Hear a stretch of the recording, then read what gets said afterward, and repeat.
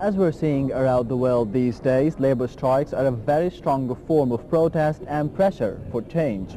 So to be in tune with the current events, we're happy to be going on with Hany Halim, the Egyptology researcher, who will tell us more about the history of protests in the Egyptian history, at least, right? Yes. Hello, sir. It's not actually protest only. The first recorded, what we can call social revolution, took place about 2,200 years before Christ, BC. So it's like a mirror image of our modern days. Yes. 2,000 years BC and 2,000 years. No, that was at Yeah. 4,000 years ago. Yes, 4,000 years ago. That was in the end of the pyramid builders' age. Pyramid builders, what we call the Old Kingdom.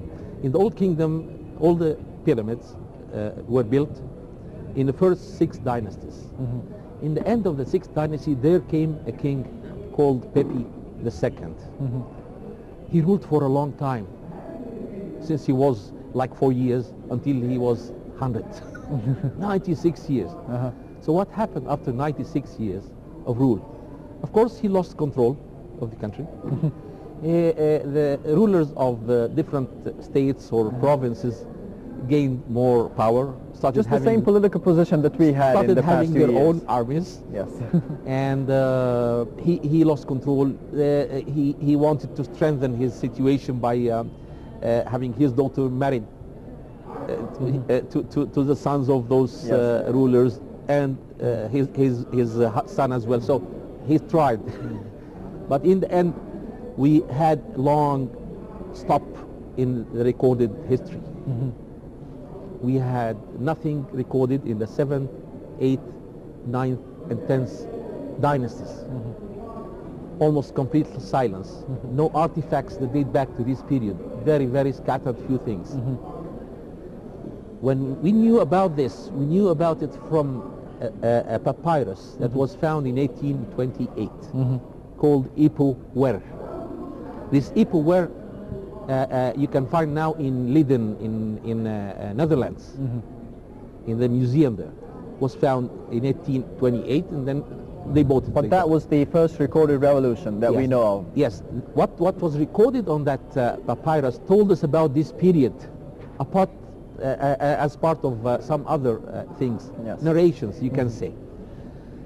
What they mentioned about this period was really strange, because Plutarch, for example, told us that 70 kings ruled in 70 days. We can understand it as a king every day, but I would rather understand it as a committee or as a group ruling the country altogether. Council, as a council ruling for 70 days. I could understand it even better than imagining it one king every day. It would be really hard to replace a king every day. Yes, this is why I tend to believe that it was like this a form of ruling. Yeah, form of ruling for 70 days. Not only this, they mention strange things about the rich people and the poor people. The rich woman in that period used to have a mirror. The mirror was made of silver or copper, and she used to see her face in that. Poor women used to see their faces reflected on the river water. So the exact words say, those who used to see their faces in mirrors now see their faces on the river face. And the ones who used to see their faces on the river now have mirrors. See? Vice versa. Vice versa. So the rich became poor and the poor became rich. Yes. Those who were in charge of keeping order, like the police, now are robbing, are gangs, are doing all the opposite things of what they used to do.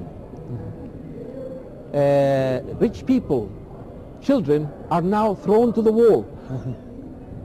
That is it's a case of history repeating itself. Exactly.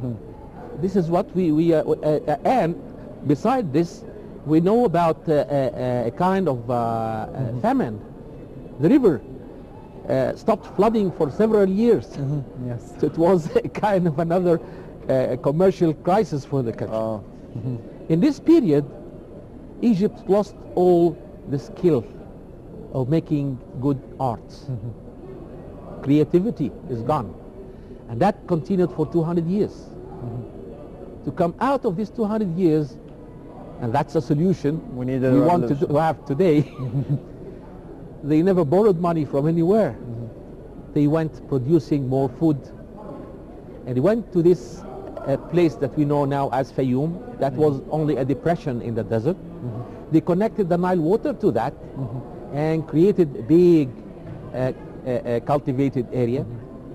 Like 27,000 acres of land are recorded to be cultivated. They started arranging the house from the inside. So in the desert, a reclamation. Then they produced a lot of food that pleased everyone. Wealth was distributed, and that stopped the revolution.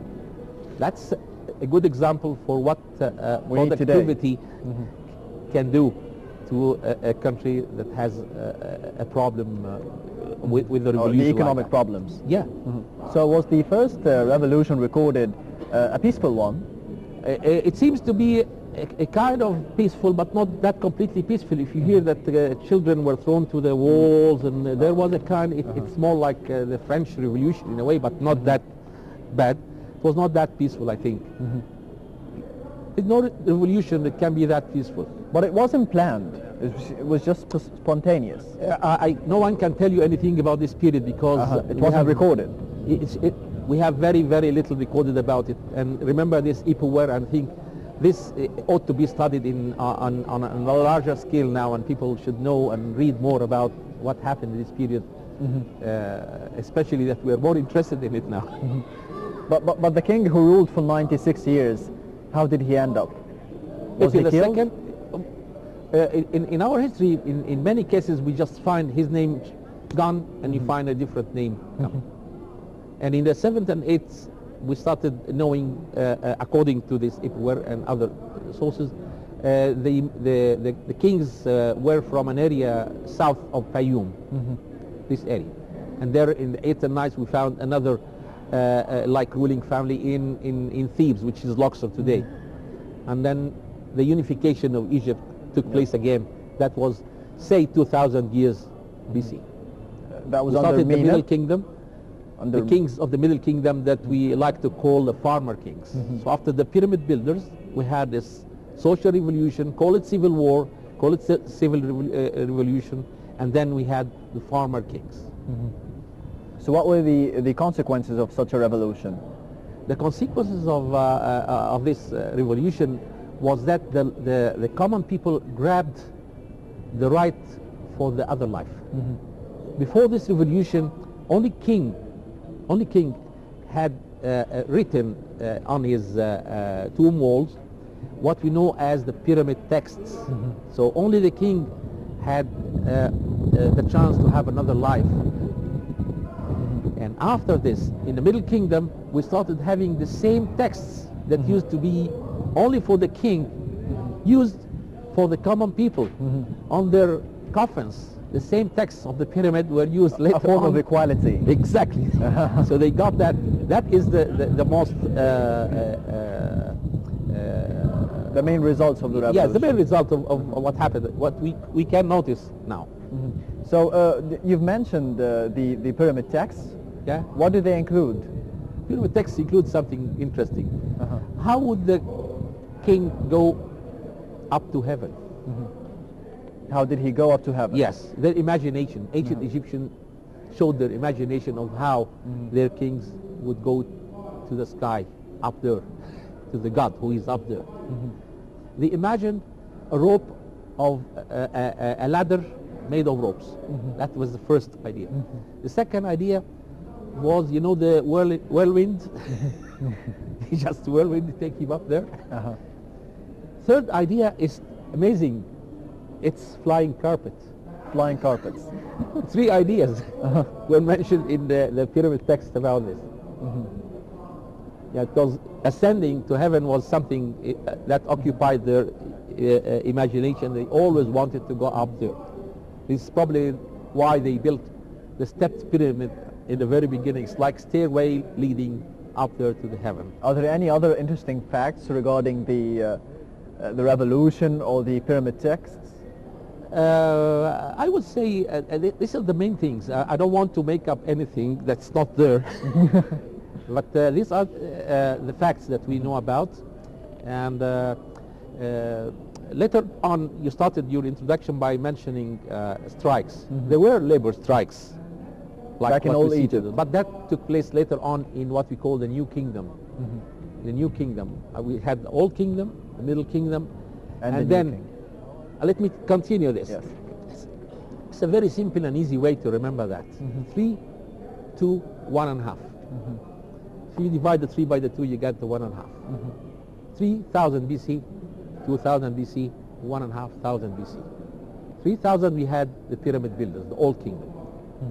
And Middle Kingdom, the farmer kings, and the New Kingdom that we call the warrior kings.